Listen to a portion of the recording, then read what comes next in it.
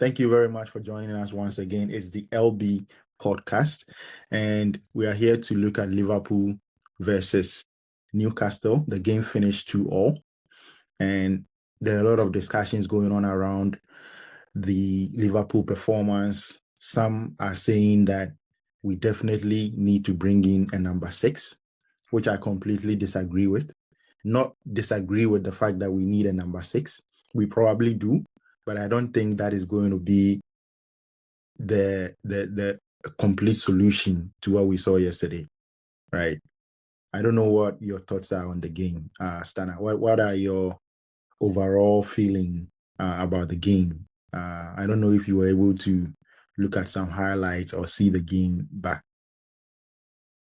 Yeah, I didn't watch the live game. I was at the show. Mikel Obi, Chelsea legend Mikel Obi was doing his podcast, the Mikel Obi pod, with Andrea Ayew, and I was invited, so I was at that event, or let me say on the podcast, so I couldn't watch the game live, but I've watched the highlights back. So yeah, I got to see bits and pieces of it. For one, I think we need a defensive midfielder.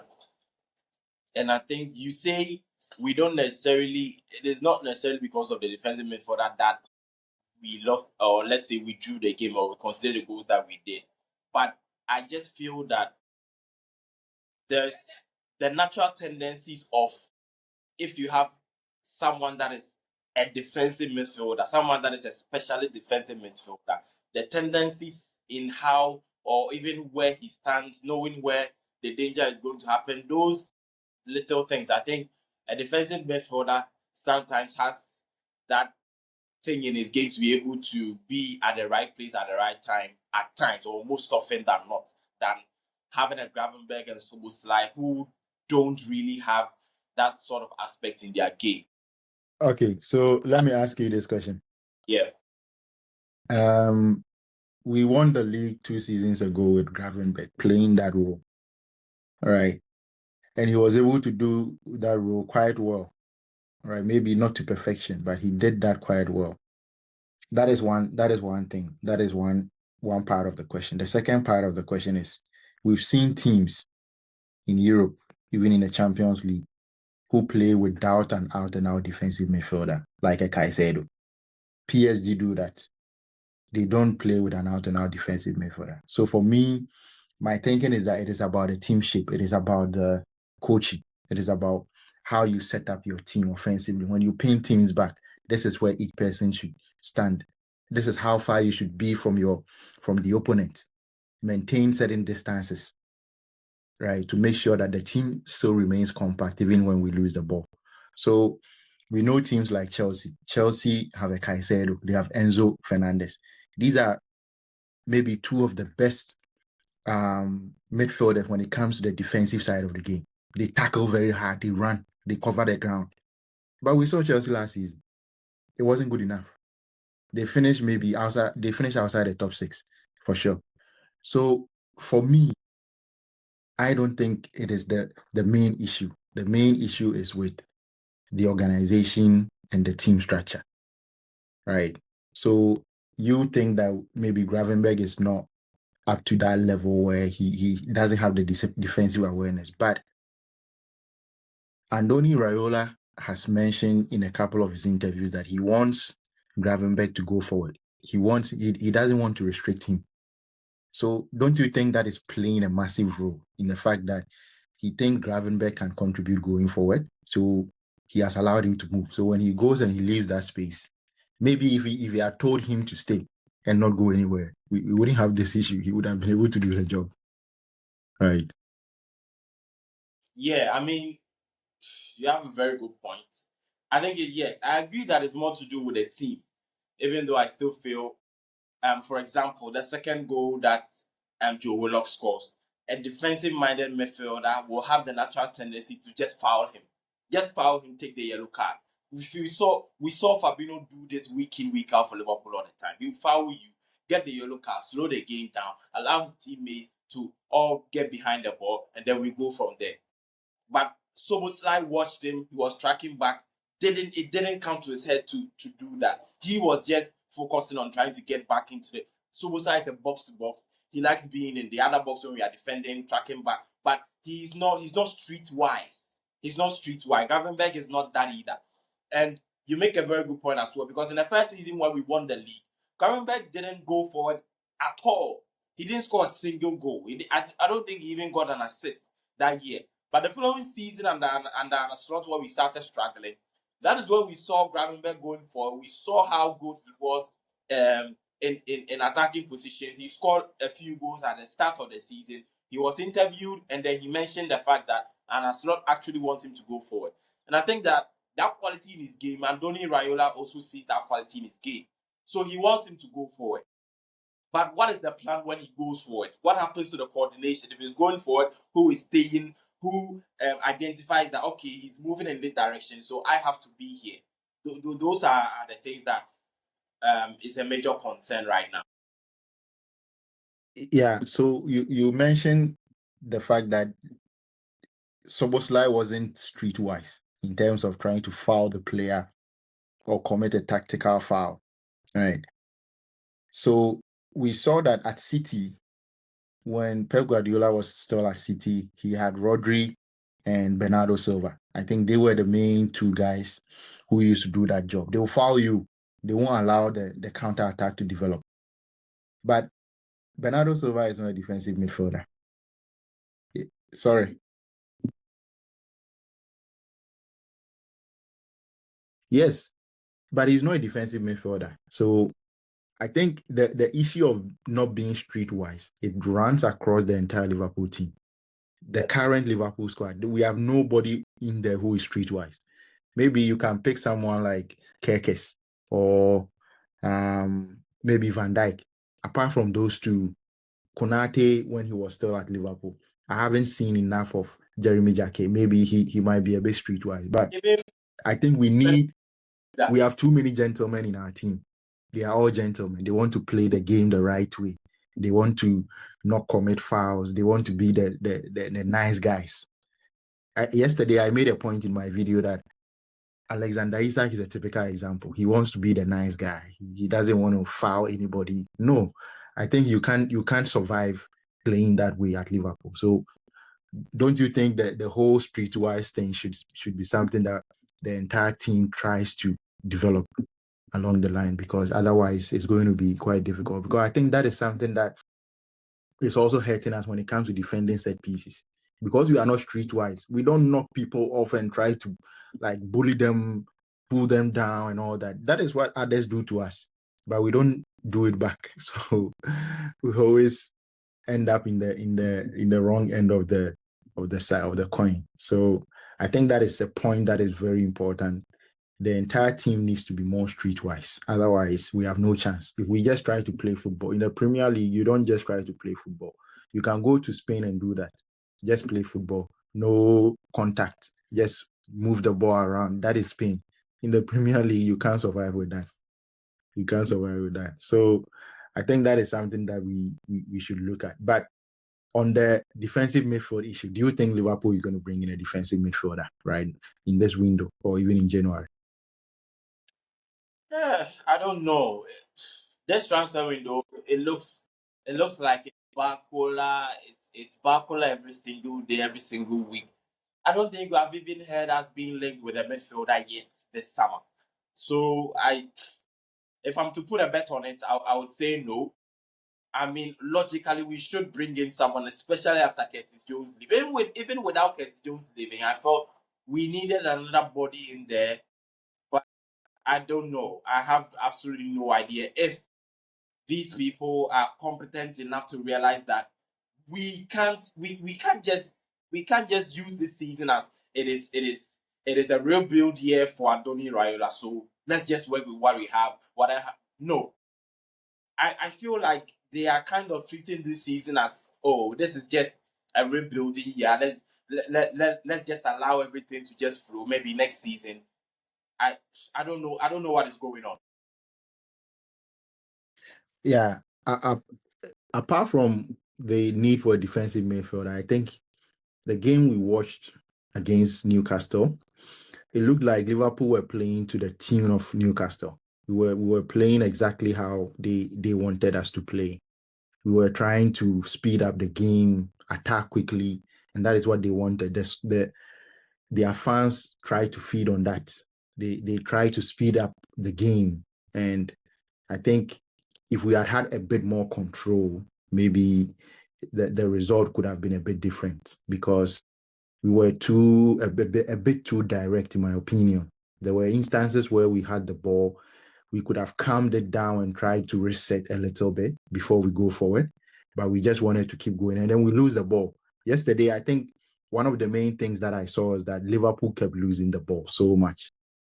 From the midfielders, the attackers, they just kept losing the ball because they were trying to play too quickly, too quickly. But let's look at some individual performances. Jeremy Frimpong. There's been a few people saying he did well. Others also think that he was busy for nothing. What did you make of Jeremy Frimpong's performance from the little that you saw? To be honest, I did because I watched the highlights. Maybe I would let you touch on the Frimpong one because I haven't watched I didn't Yeah.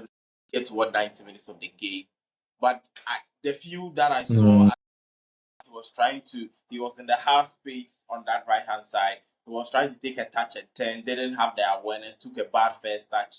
I just don't think he is ever going to be good technically enough to be cute in those half spaces. And I don't know.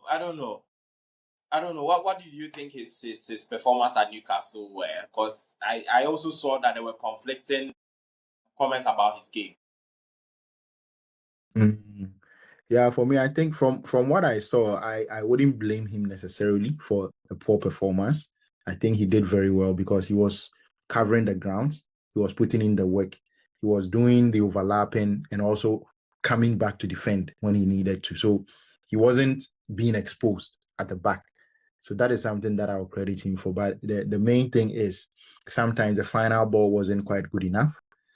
And there were instances where he could have given a simple pass instead of trying to go past his marker and putting a cross. It looks like sometimes he tries to do that all the time, and opponents are able to catch up to that. So they don't allow him to go on the outside and try and put the ball in. So that is what I saw. But I'm happy that he's now playing the way we saw him play most of the time when he was at Bayer Leverkusen, because he was always joining the attack whenever he needed to. So I was happy with that.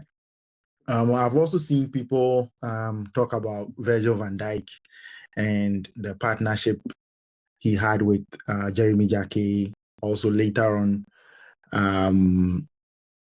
the new signing, our loan signing from Barcelona. What is his name? Araujo. Araujo came in and also did okay. So people are kind of talking about our defense. But looking at the first goal, do you think the defense could have done anything about that? Van Dijk, Kerkes, or Jeremy Jacquet? Because it looks like they were the back three when Newcastle had the ball and they were transitioning. Especially Kerkes. I've seen a lot of people criticizing Kerkes for that goal. But what did you make of that first goal that we conceded? Yeah, the first goal is a typical streetwise, a lack of streetwise from Kekes. Just pull him down. You know he's faster than you. Pull him down, get the yellow card. We all men behind the ball. We go from there. Just pull him down. But away from But that, it depends on where he pulls him down, because if he pulls him down after the ball had been played through, it's probably going to be a red card.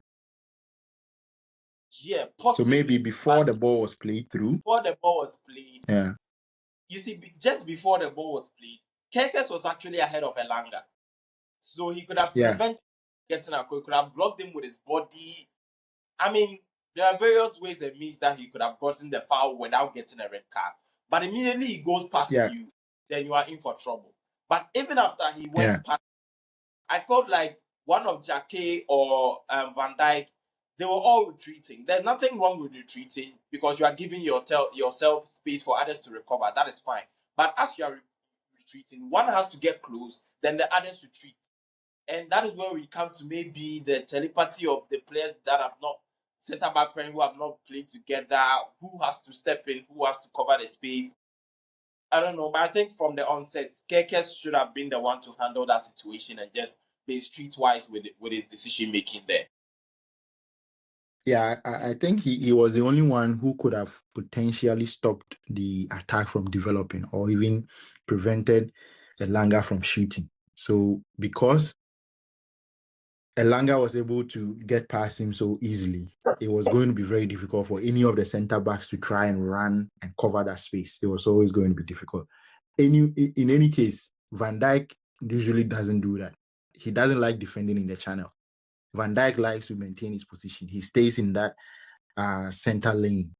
He doesn't drift wide as Konate used to do, or as wide as maybe Joe Gomez would do. Joe Gomez is also comfortable going on the wide areas, trying to defend and putting pressure on the opponent. Van Dijk, there was a point in the game in the second half. Newcastle had a counter attack, and I think it was a Elanga again. So it was Van Dijk and Kerkes who were close to him, who were the closest to him, trying to defend. And Kerkes was going back. He was going back. Van Dijk was also trying to run back.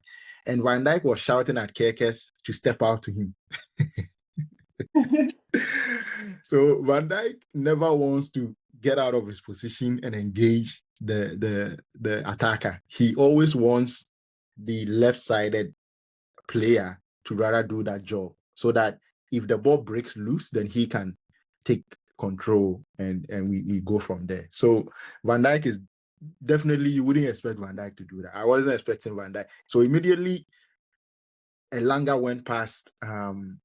Okay. My only hope was that Alisson can do something. Alisson can save us. So I knew if Alisson doesn't save us, then it's going to be disaster. I actually, maybe after the first two highlights, I thought Alisson should have done better.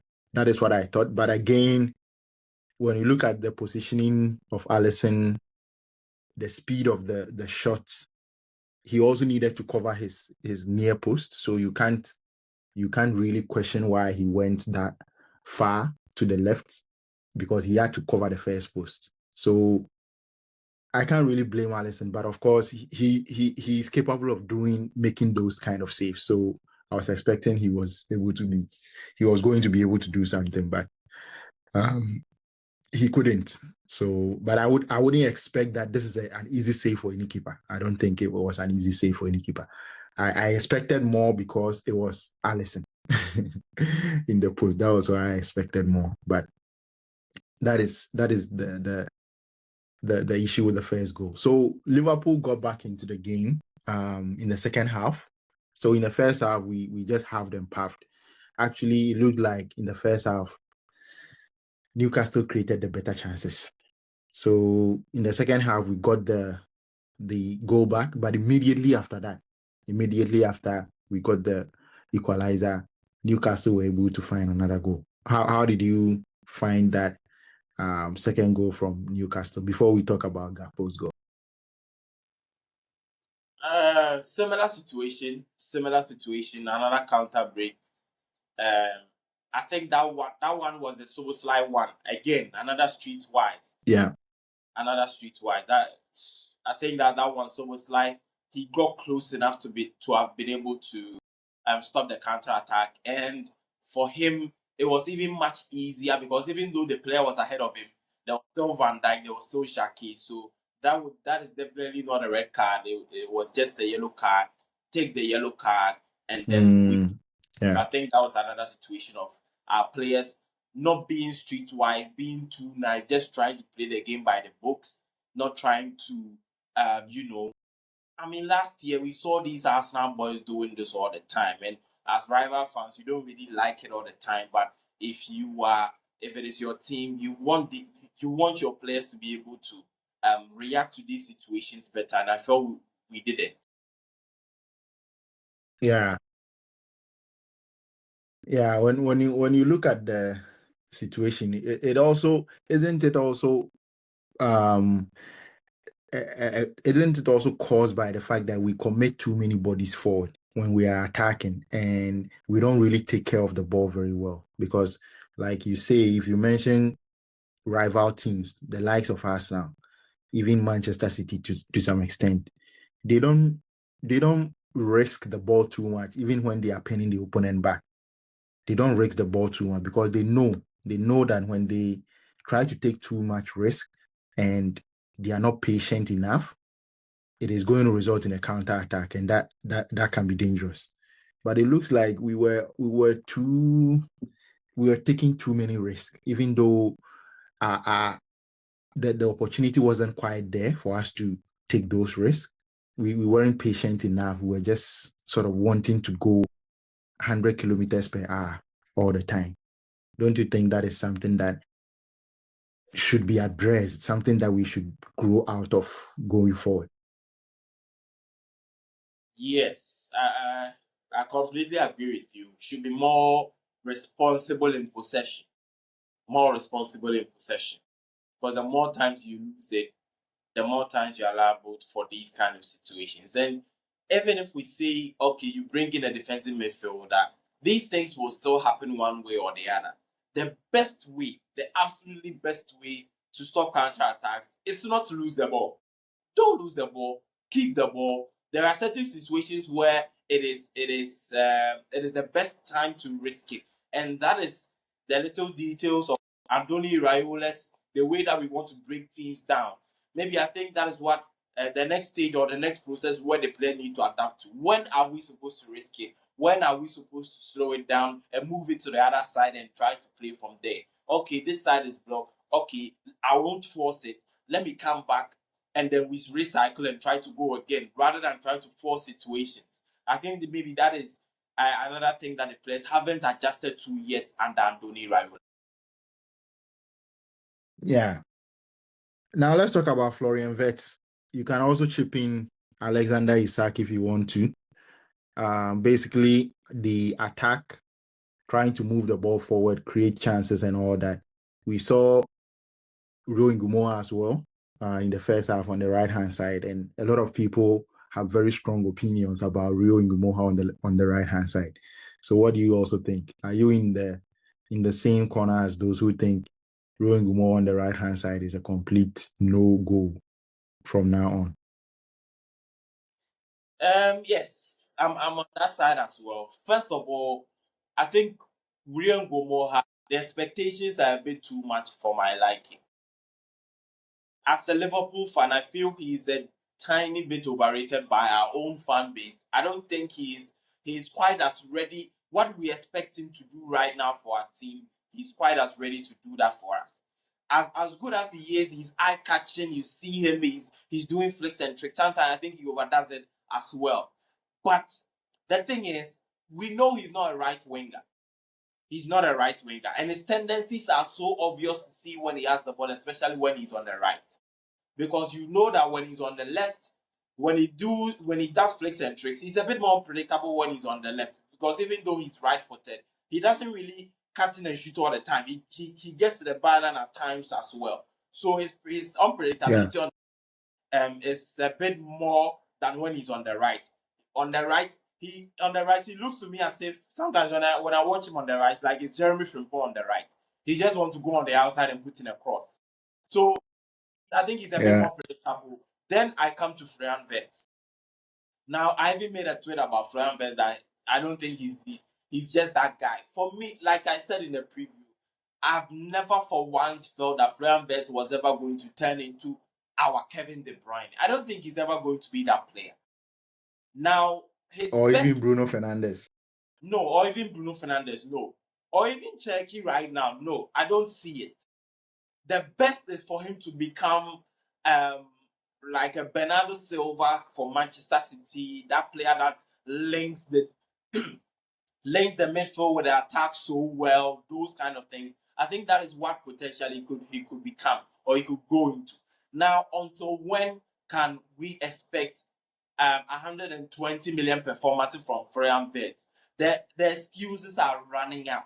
He's played the whole season, and unlike Isak, he hasn't had injuries. He's been playing week in, week out. And the manager took him off after 65 minutes.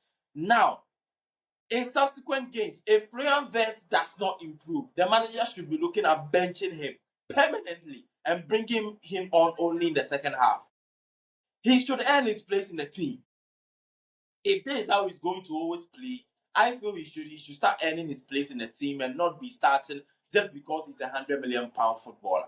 For me, Florian Wirtz, I'm not a big fan of him. I'll be honest with you. Now, Alexander Isak. Alexander Isak, together with Alisson, had the least amount of touches for players that played 90 minutes. He had 28 touches. So the services aren't there. Now, in the preview, in preseason, you asked me what my thoughts on Isak were, and I said the same thing. He's not affecting the game enough. Florian Wirtz isn't. Alexander Isak isn't an Erling Haaland who doesn't touch the game, but he can pop up anytime. He's not that kind of number 9. He needs to feel the game. And I was watching same game. Joao Wisa was in the same game. He also didn't do preseason. He boycotted preseason at Brentford, forced his move to Newcastle, got injured for 6 months. He is back. You see his physicality. He won 12 duels against Liverpool. He was the one that won the most duels in the game. Physically, he looked strong. He looked fit. And then I look at my striker, Isak, and where are the excuses again? The excuses have run out. So I didn't do preseason. All right, now you've done preseason. I was injured. Now you are not injured anymore. So what is the problem now?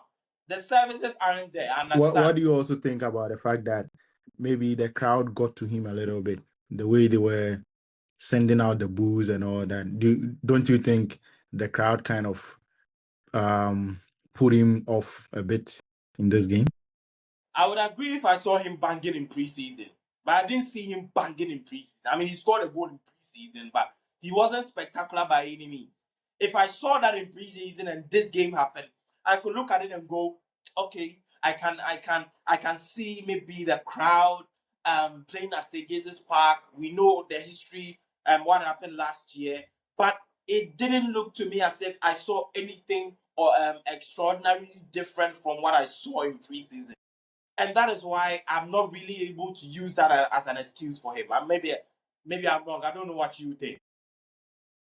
Okay. But do you think, looking at this particular game and this performance, do you think that things can get better as we move forward? Looking at how Andoni Raiola's teams normally start the season, when he comes in, it seems to take a little bit of time. So are you confident? Have you seen anything to sort of suggest that things are going to get better? So maybe we should endure some difficulty. We should endure the few months of difficulty that we are going to experience from now to maybe December, and then expect something big after that. Oh, I will tell you this for free. For free, I won't take any payments. We are going to we are going to have to go through a tough period. One, the Salah goals. The goals from Salah that we've enjoyed for the best part of a decade. We are going to miss it.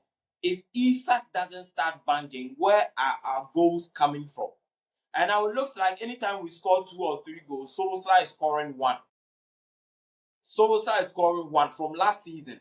When we score 2 or 3 goals in a game, you know Solskjaer is scoring at least 1 of them. So where are our goals coming from? So, and like I said, the adaptation to Andoni Raiola's system. 2 positives is what I saw from the Newcastle game that I can look at it and say, okay, maybe with time things will get better. Of course, the transfer window is still not closed yet, so I'm trying to be positive. Maybe we bring in some new players, some new attackers to refreshing the squad as well. Now, the first positive I saw was that Victor Munoz, he's a positive number 1. I think he's a guy that can bring in a different type of energy in the second half of games, like the penalty that he got against Newcastle. That is a positive. The second positive, which is the most important one, is we played against Sunderland in preseason. We scored 2 goals in the second half. They did a comeback. They scored 4 against us. We played another game against Monaco. We scored 2 goals in the first half. Second half, they did a comeback and beat us by 3 goals to 2. So we couldn't sustain our performance for 90 minutes. But in this game, the positives are we conceded, we came back. We conceded, we came back. Mentality wise, that is a good sign. The next thing is intensity wise, we weren't as intense as even in the first half in preseason against Monaco, but we were able to I think we were able to match them in phases of the game to be able to snatch a draw, and they weren't able to take the game away from us. So in that regard, I would say that is an improvement on the preseason games where we were ahead and then we were dragged back to a draw. So these are the positive signs. So I would say more room for improvement. I think in Iraola, let's give him a bit of time. Things will get better. I am quite positive that things will get better. I don't think better means we are winning a trophy necessarily this season. Although I think we can aspire to push for one of the cups, Carabao, UCL, anything can happen. But for now, I think we should just accept that we are in a phase where we need to have a lot of patience for the new manager, Andoni Raiola. Okay. So before we wrap up, let's talk about some of the positives again. The goal that we got from Soboslai, the penalty, and also the sort of performance of Munoz and Lewis Kumas. What did you make of that passage of play? Also, the penalty, did you think it was a penalty? I think I would have been furious if it was given against my club. It's a tad bit soft, but I don't know. Maybe it's my Liverpool bias, but I think I would say 55-45. 55% that is a penalty. It's a little bit soft, although his knee does lunge into Munoz. There is contact there. There is contact. So I think it could have probably gone either way, but I think it's just a penalty.